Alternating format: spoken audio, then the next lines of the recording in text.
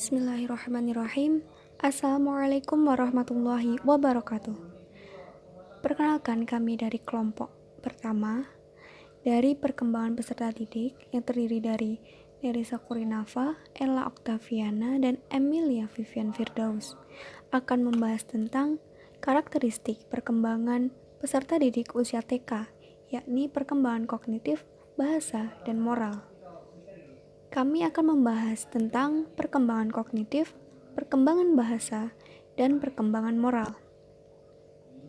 Yang pertama adalah perkembangan kognitif. Pengertian perkembangan kognitif. Kognitif dalam bahasa Inggris yaitu kognitif. Kognitif berasal dari kata cognition atau knowing, berarti konsep luas dan inklusi yang mengacu pada kegiatan mental yang tampak dalam pemerolehan, organisasi atau penataan, dan penggunaan pengetahuan. Kognitif merupakan ranah kejiwaan yang mengarah atau bertumpu pada otak, yang kemudian dilakukan dengan kehendak diri sendiri atau konasi, dan diungkapkan melalui perasaan atau afeksi. Proses perkembangan kognitif ini dimulai sejak lahir, namun campur tangan sel-sel otak dimulai setelah seorang bayi berusia 5 bulan saat kemampuan sensorisnya benar-benar tampak. Selanjutnya adalah teori perkembangan kognitif. Ada dua teori utama perkembangan kognitif, yaitu teori pembelajaran dan teori perkembangan kognitif. Yang pertama adalah teori pembelajaran. Teori pembelajaran adalah pelaziman digunakan untuk memahami bayi.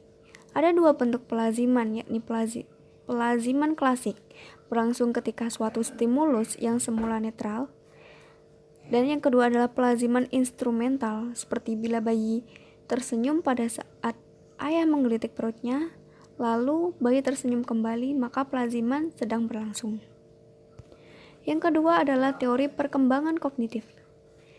Teori perkembangan kognitif ini mengacu pada teori yang dikemukakan Piaget, seorang pakar psikologi kognitif dan psikologi anak. Dapat disimpulkan 4 tahap perkembangan kognitif, yaitu yang pertama tahap sensori motor, terjadi pada usia 0 sampai 2 tahun. Tahap pra-operasional terjadi pada usia 2 sampai 7 tahun.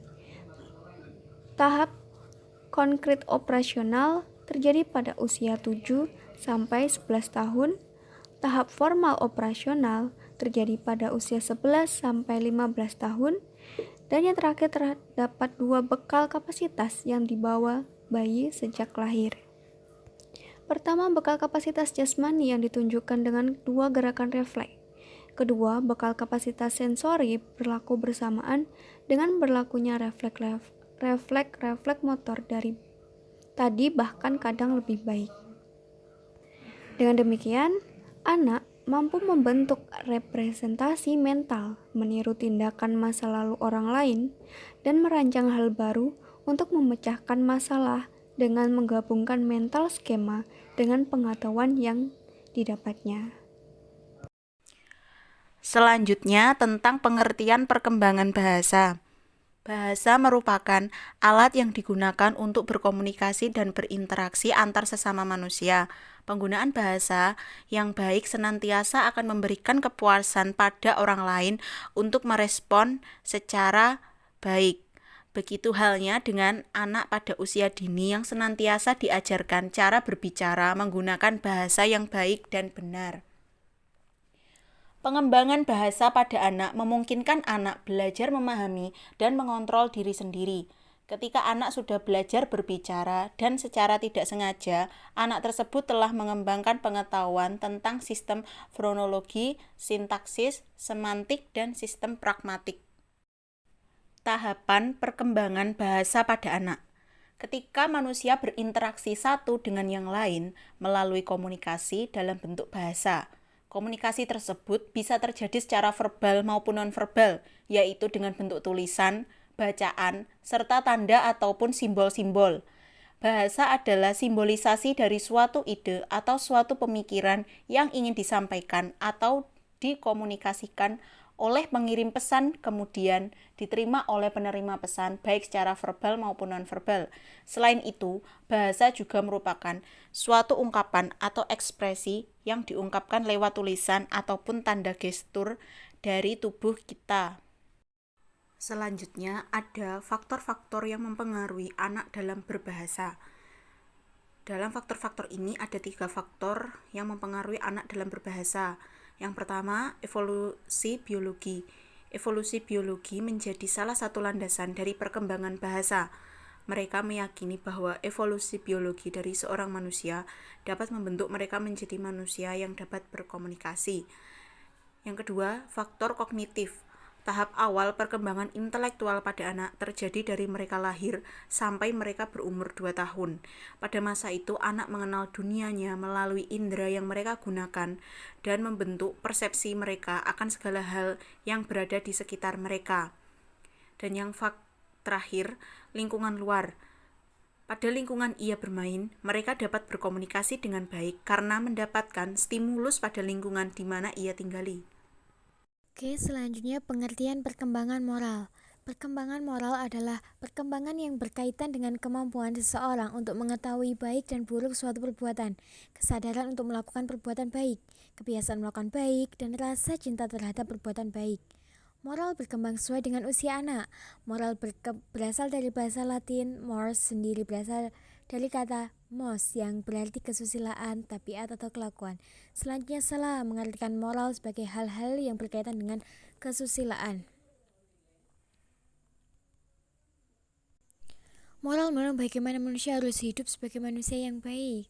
Kebaikan moral mengandung nilai-nilai yang universal tentang kemanusiaan. Sedangkan kebaikan lainnya merupakan kebaikan yang dikaitkan dengan status seseorang, misalnya status sebagai siswa, suami, istri, dan lain-lain.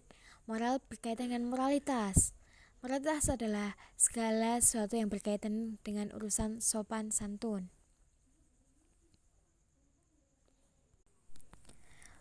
Posisi moral amat sangat penting di dalam kehidupan, maka para psikolog tertarik meneliti perkembangan moral pada diri manusia.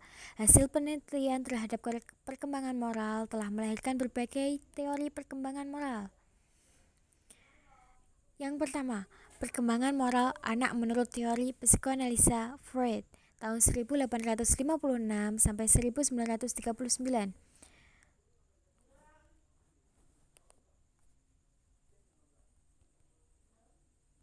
Freud sebagai dokter medis dengan spesialisasi ilmu penyakit syaraf yang menghabiskan sebagian waktunya untuk perkembangan kepribadian manusia. Menurutnya, kepribadian manusia memiliki 3 struktur, ID, ego, dan superego. ID merupakan struktur kepribadian yang terdiri dari naluri atau insting yang merupakan gudang energi psikis individu. ID tidak sadar secara total, ID tidak memiliki kontak dengan realita. Ketika anak menghadapi tuntunan dan hambatan realitas, suatu struktur kepribadian baru muncul, yaitu ego. Ego berurusan dengan tuntunan realitas. Ego disebut badan pelaksana karena ego membuat keputusan-keputusan rasional. ID dan ego tidak memiliki moralitas. ID dan ego tidak memperhitungkan suatu perbuatan benar atau salah. Ketentuan benar salah diputuskan oleh superego.